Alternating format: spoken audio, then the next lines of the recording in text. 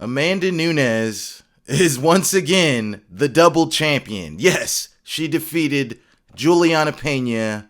And yes, the assassin baby, Brandon Moreno, is your interim flyweight champion, setting up the fourth match between the lineal champion and Davison Figueiredo.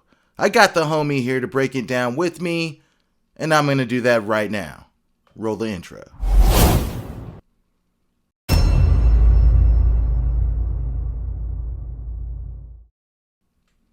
All right, guys, welcome back to Championship Rounds. This is the Champ Chat 7. The subject matter tonight is the UFC 277 post-show. Yeah, that's right. As always, like, share, comment, subscribe. If you're new here, make sure to hit that notification bell so you never miss a drop. All right, like I said, I got the homie here with me. Brandon, say what's up to the people. What's going on?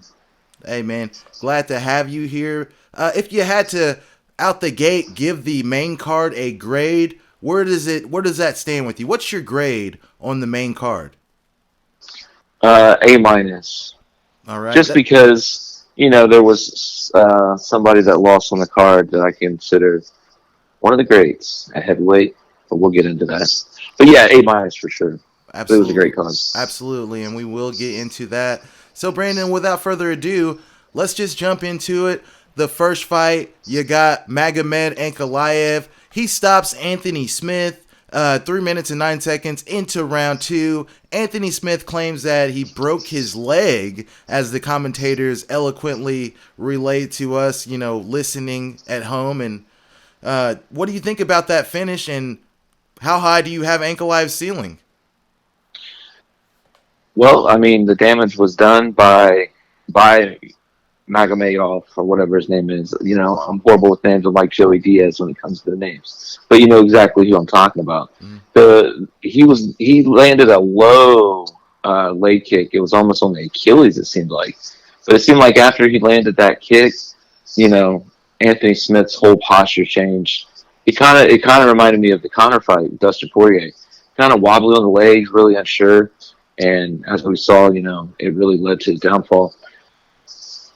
What do you think about these leg kicks in the game? Like, we've seen a lot of leg kicks as of late. A lot of issues stemming from these leg strikes. Are they taking over the game, bro? Hey, you know how I feel about it. I think they're bitch made. I fucking hate this shit. I think it's pussy shit. I mean, I know it's MMA. These new fighters gonna adapt, but really, come on, bro. Like, I really want to know your opinion because you already know where I stand. Well, I do recognize that it's a part of the game, as you do. It's not a part of the game that I necessarily like, but they are taking it over, and they are becoming a more prominent tool in the game. I mean, even like we're attacking different portions of the leg now. You see a lot of the Achilles kicks or the ankle kicks. Like we're attacking more fragile points of the foundation of the leg, you know what I mean? So I think that is a major. I mean, the defense is behind on these leg kicks, and I think that's a problem, and I think that's why it's taken over. Like I said, it's a part of the game, but it's not a part of the game I like. And before we move on to the next one, I'll end this by saying, yes, Anthony Smith was on a winning streak, a little small winning streak, but he's no stranger to his body falling apart on him. What's the question? Was there an update on Anthony Smith? He hurt his leg in the fight. Yeah, did anybody? Yeah. No fracture. And then Ankalaev was back here. He called for a title fight in his last fight, ended up fighting Anthony Smith instead. He said he's all right. Let me answer that question. Okay, where is that actually? He says, what do I got to do to get a title? Well, you were number 4. You fought number 5, right? I mean, it's simple math on how this is going to work. He's close. I will say that. Yeah, he's had injuries in the past. I know. I know he had a knee injury, but going back to what you're talking about with the kicks, because it really has changed the game, and it's a hard thing to block. I mean, it's so fast. You can land them out of combos, and especially if you got someone that can really lay them in there. a la Edson Barbosa, But yeah, it was a good fight for I'm just going to call him Ine because I'm not going to butcher his name. But I'm going to have to learn it because I think he's going to be a real problem at this division. Mm-hmm. With this win, he did get the second longest win streak in light heavyweight history with 9. Nice. So, you know, when you do things like that in the division, he's got to get a title shot sooner or later. What do you think? I'm on board with it. I knew he was dangerous coming in, and I knew although Anthony Smith had all the confidence, it was an uphill climb for him. Brandon Alexandre Pantoja, whom holds a victory over Kai Kara France and Brandon Moreno, gets it done, submits Alex Perez 1 minute 31 seconds into round 1. Isn't it a shame that this guy has to wait even longer? Now there's a 4th fight set up between we knew it was coming, but he looked great, Brandon. Like what does he do next? Does he wait around or does he stay busy? What do you got? And were you impressed with the performance? I was very impressed with the performance, and I only wrote 2 sentences: 10 first-round finishes, next flyweight champ. That's my prediction, and I'm going to stick to it. He just walked through this guy. Literally just said, look, I'm going to beat you. Before the fight, he said he had to make a statement, and I think he did make a statement. And we'll get into the Brandon Moreno fight, which I think he made a statement as well, considering how that fight was going. But, this guy, I think it's too bad we can't have a triple threat for the title because I want to see something different. I mean, is this going to be the 4th fight with Moreno? I mean, that's Gotta just be. it's. I mean, I get it, but I really want to see this guy get a shot next after that fight if it does go down. Right, especially because he holds a victory over the 2 guys that just fought for the interim title. I mean, and like you said, 10 first-round finishes.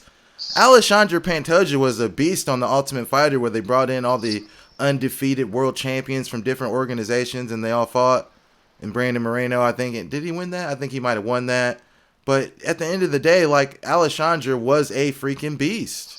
Then similar position with Pantoja. He has wins over both Kai and Brandon when they were on tough. Who else is left for him to fight? Because now that you have the 4th fight, he seems to be the odd man out again. It's true. And, I mean, that would be a no-brainer if he didn't just win the interim championship. You know what I mean? So, yeah, he's close. Lastly, on the note of Pantoja, if we have that quadrilogy fight with Moreno and Figgy, would you make him the backup fighter for that? It's a great idea. I like it, Shmo. So I'm not surprised he's here, man, and I'm right with you. Like, I don't want him to fight anybody else. I want him to wait around for the winner of the 4th fight between Figueiredo and Moreno, because I feel like win or lose, Davidson's done at the weight class. He's humongous for it, and like I said, Pantoja holds a victory over Moreno, so I got that. I got him being the next champ as well. I think you put that well, sir. Anything else to say before we move on? No, I think that we covered it pretty good. All right, I agree. Unfortunately, and I say that for all the Derek Lewis supporters, the fight was stopped at 55 seconds of round 1, giving Sergey Pavlovich a TKO victory and the biggest victory of his career. Brandon, I know this one was personal for you, so without further ado, I'll let you go ahead and take off on it.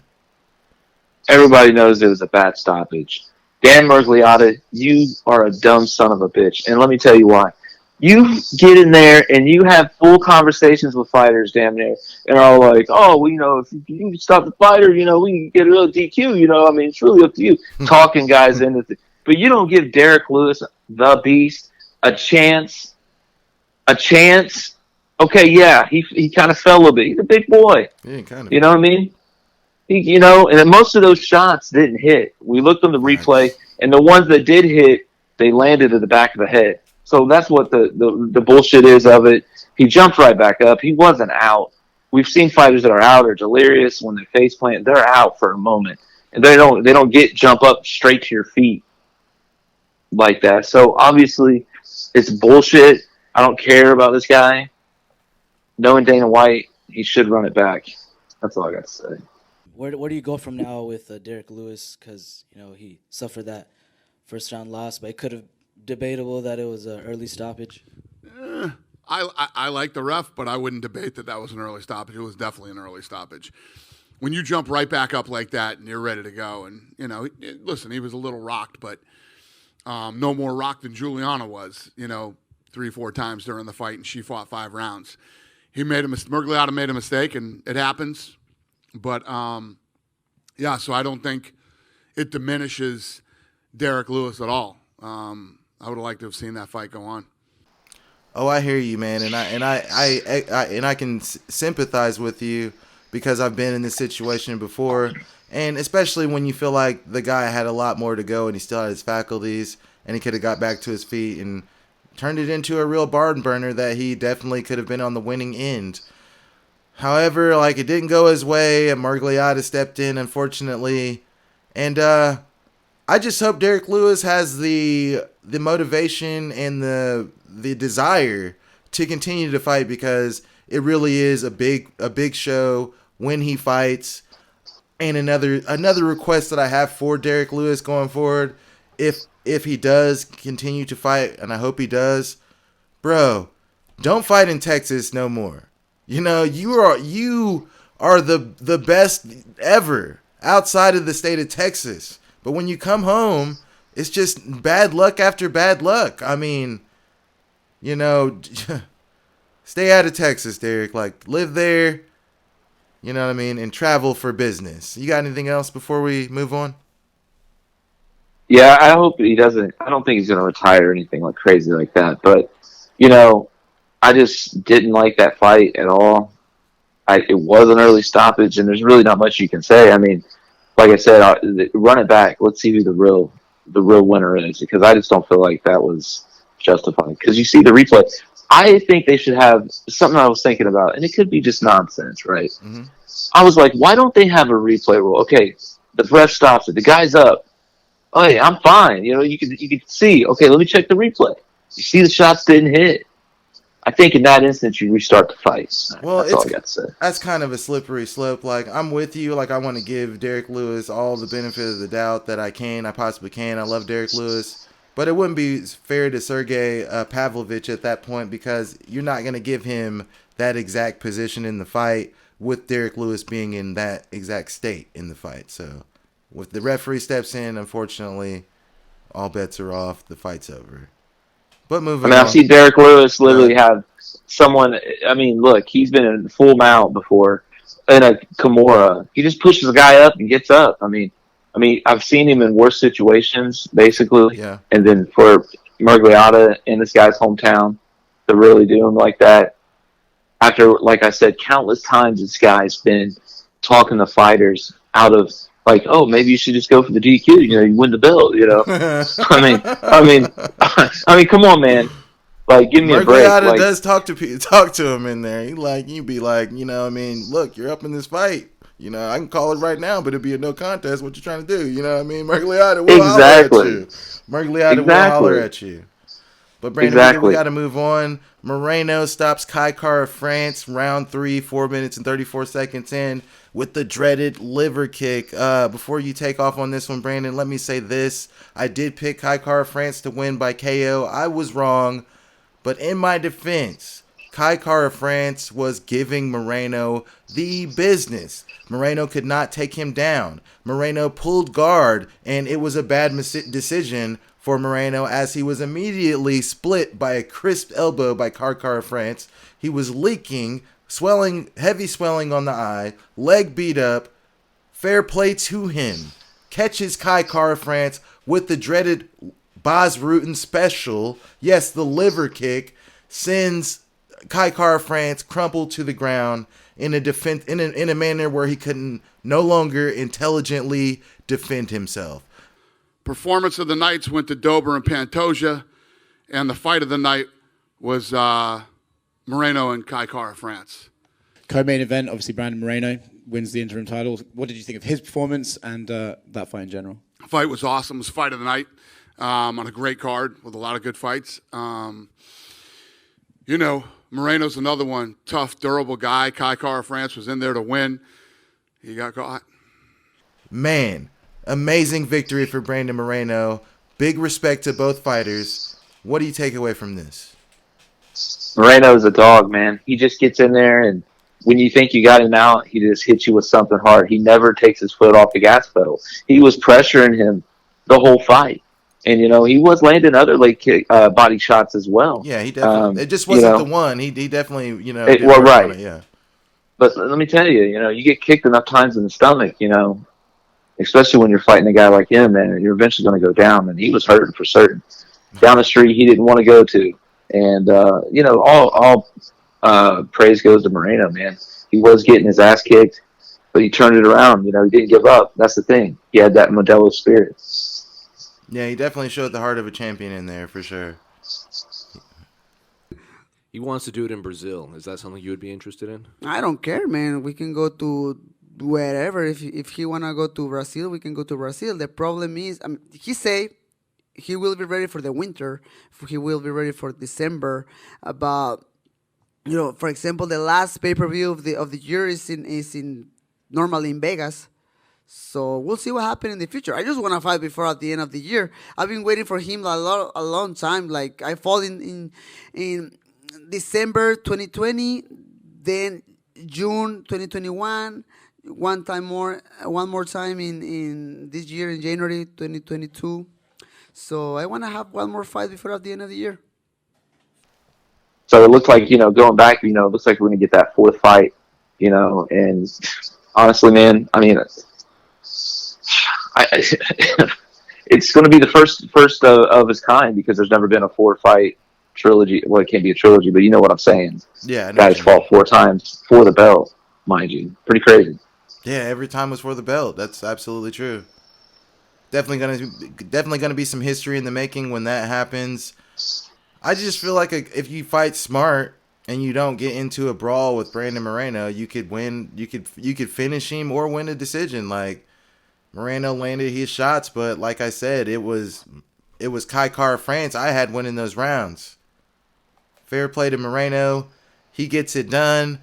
I don't wish to spend any more time on that fight, so I'm gonna move on to Amanda Nunes defeating Juliana Pena. Unanimous decision. What's up, Dana? Great main event. The scorecards seemed dominant, but actually in the real fight itself, it seemed a lot closer than that.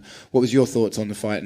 I didn't think so. I thought it was completely dominant. You didn't think there was 5 knockdowns in the first 2 rounds. You didn't think any of the submission attempts at the end in the last 2 rounds she could have got one? What did you think? Yeah, she could have. She didn't. There's a big difference between submission attempts and knockdowns. Fair. Not even comparable. 2 things. I think Juliana's tough as nails, and her will to win is second to none.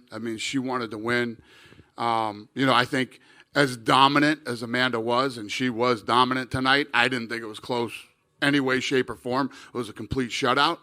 But she still looked a little gun shy to me, But, going in against the person who beat you the first time, I can see that happen. But, it's stupid for me to even say that. It was an absolutely dominant performance. I think she was concerned about her cardio probably because when you think about the way that she fought Cyborg, she usually goes in and throws tons of punches. She had Juliana hurt many times, had her on crazy legs a couple times, and never really went in for the kill.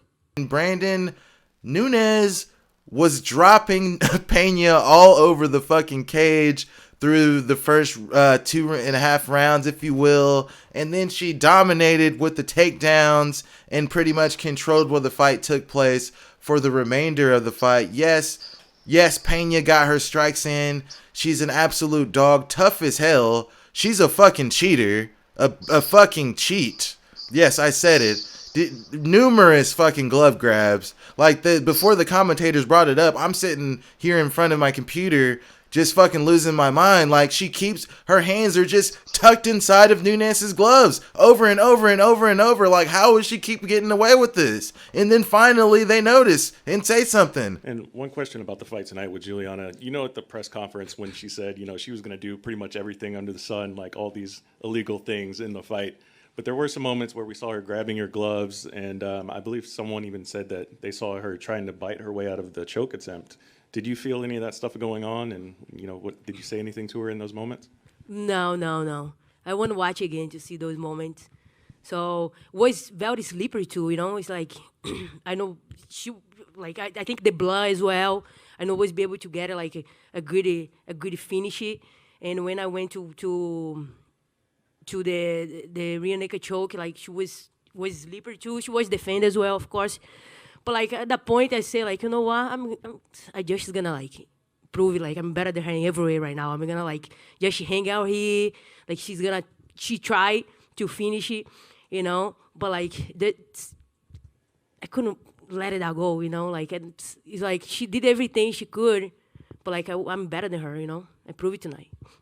I thought that was crazy, but at the end of the day, Amanda Nunes showed that yes, it was a hiccup in that fight, and she was the better fighter all along, and I never fucking doubted it.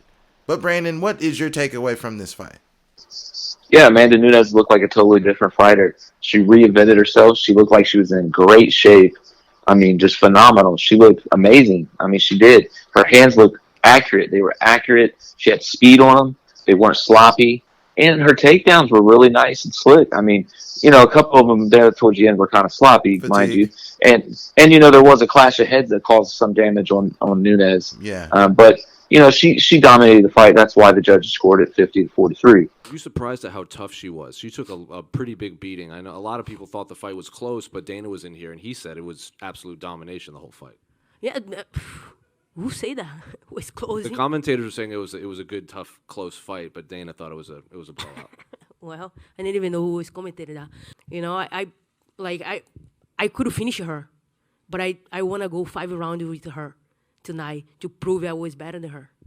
You dominated the fight, all, you know, from start to finish. Probably Pena's strongest moment was the armbar. Did you feel it at all in any danger during that time? No, I didn't. So I was just like getting my ready to defend well, and I know she's gonna spend so much energy with that. She put everything in that. I don't know, but like my arm is pretty good with armbar. It's not like my arm is. I don't tap it like easy with armbar. I know like I would get out of that. I just like let her like spend energy as much as possible to be able to dominate her. At what point in the fight did you feel like I got this? Was it when you knocked her on her butt the first time, or when my takedown was working, and I saw she was like not have anything to do.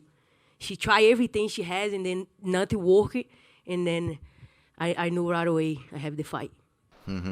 But I don't want to shit all over Juliana Pena. Yes, she was grabbing the gloves, but listen, you're in there, you know, against someone at the likes of Amanda Nunes. She's a monster in there.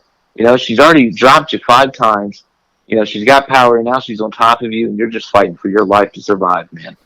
And so I'm gonna let it slide. I'm not gonna sit here and call her a cheat, this and that. But she did cheat. You can recognize that she cheated several times over. It's only cheating if you get caught. I mean, whatever. I called just because the ref didn't catch her. I'm sitting here at home. I called her several times. So it's the official. It's the official's got to catch her. You know, but you know, it was a good fight, and you know, she's a tough son of a bitch, man. And I'll tell you what, I think there'll be a third fight. There will be a third fight, and that would be a second fight. That's the first. Yeah, third. You're right. I'm silly as fuck. Obviously, she had to beat her for the belt. Sorry about that. Right. So yeah, I think there will be a third fight. But I did see a tweet by Valentina Shevchenko saying, "Oh, Amanda Nunes had to copy my style the whole fight. Very nice." Yeah. Is there anyone that readily comes to mind, whether it be like a trilogy with Valentina or someone else that comes to mind for the next opponent for Amanda? Yeah, that's not a bad idea. Normally, I would say, come on, man. That's not a bad idea. I mean, really, when you think about it. Okay. I'm not saying yes. I'm just saying it's not a bad idea. Gotcha. When Dana was in here, I asked him about, what could possibly be next for you, when he doesn't matchmake on the night of fights. But I suggested a trilogy with Valentina, and he said he liked that idea. So what do you think about running back with her again? Yeah, good. So she's a champion too. That would be awesome. I don't know if you saw her tweet or not, but she did say that you essentially stole her whole style in the stand-up game tonight. So that's funny. She have to put out there something to to stand down. Because right now, as a champion, Valentina, she lost her last fight, you know? So I really think if Tyler don't got those headbutt, that fight could be way different. That's the fight I would like to see again, How did she especially cover with. her style? I think the stand and wait approach kind of. Amanda Nunes is very Yeah, patient very in this impatient. fight, and that's what won her the fight though. Yeah, Being patient, not exerting your energy, landing the strikes, making the strikes big count, facts.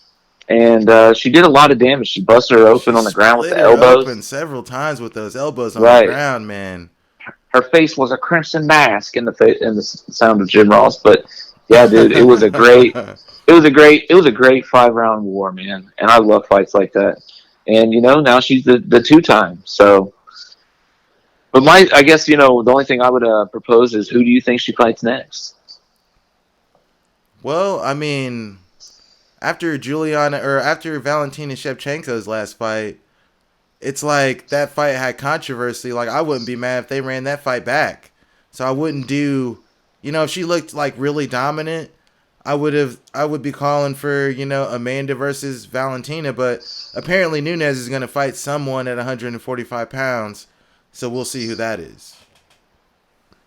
But Brandon, Interesting. Yeah, I don't know who it's going to be, but I'm excited to find out. hey, as am I. I enjoyed the night of fights. Brandon, that wraps up the UFC 277 talk.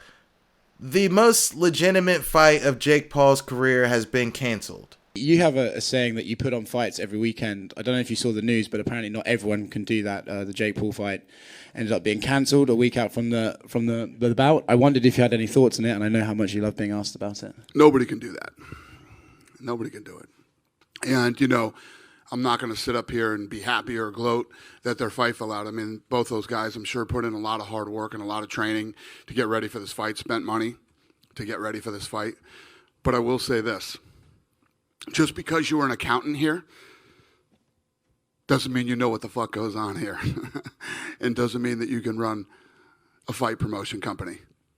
I think that Jake Paul probably needs to get some different people around him. If he's going to stay in the sport, he needs to be with guys that actually really know how to put on fights. What did you make of the whole, his opponent was too big and I think they sold under $1 million in tickets, and it cost $500,000 to turn the fucking lights on at MSG. That's what I think. Oh, not to mention the fact that hotel rooms in New York and transportation and everything else is very expensive. Yeah. You would know better than me. Do they get that money back if they put a deposit on the Garden, or do they have to rearrange the date, or how does it work if you cancel out an event this close to fight night? It depends on their deal with MSG. I don't know. That's up to them and MSG. I don't know what their deal. I know what my deal is. I don't know what their deal is. Because of weight disputes. And we know that Jake Paul had the 10-pound rehydration clause in with the Hasim Rahman Jr., and I felt like from the beginning that was a way out of the fight to begin with. At this point, I think Jake Paul's a fraud, and he backed out of the fight because he thought he would lose. And I don't care. You can say that I'm an idiot for saying that, but that's what it looks like to me. Like, you see fighters in boxing and MMA miss weight all the time. And what do? They fucking forfeit a percentage of their purses. Happens all the time. For Jake Paul to put that in there and have that as an issue from day one and using that as a reason to nix the fight, I feel like it just exposes him as the fraud that he is. But how do you feel? I think my response is going to surprise you. To me, I agree with everything you said, by the way. I don't think he wanted to fight this guy. It's Madison Square Garden. I think he wanted it to be a big fight, to get some buzz. I mean, it's the Garden. It's the Mecca of sports. Look, man, call me crazy. I think Conor doesn't need to fight Mayweather. I think he would get more buzz if he fought Jake Paul. That's how you feel? I feel that way. Get in there, fucking knock this guy out. Because that's what everybody wants to see anyway, right? You get in there, you knock this guy out, you make $150 million, easy million, by the way. because it would probably go 1 round, maybe 2. Maybe. Imagine the build up. That's what I'm saying, bro. Like, you got 2 guys that can talk, that can build a fight. Man. We've already seen Mayweather versus Conor. I don't think that fight does anything for Conor, and if he loses, it's just even worse for him, because he's already on a losing skid, And really, it might be a good build, but it won't be as good as a Jake Paul build. And, that's just what I got to say about it. Hey, I completely agree, sir. I don't hate it. I don't hate the fight. I agree the fight does big. Guys, Ankalaev, is he next in line? Pantoja, is he the next champion? Pavlovich, does he get a top 5 guy next? Moreno versus Figueiredo 4. Are you excited? Nunes, and still, what's next for her? And Jake Paul, canceled fight. What do you guys think? Let me know in the comments. Like, share, comment, subscribe. Thanks for watching. Brandon, thanks for joining. And as always, until next time, stay frosty.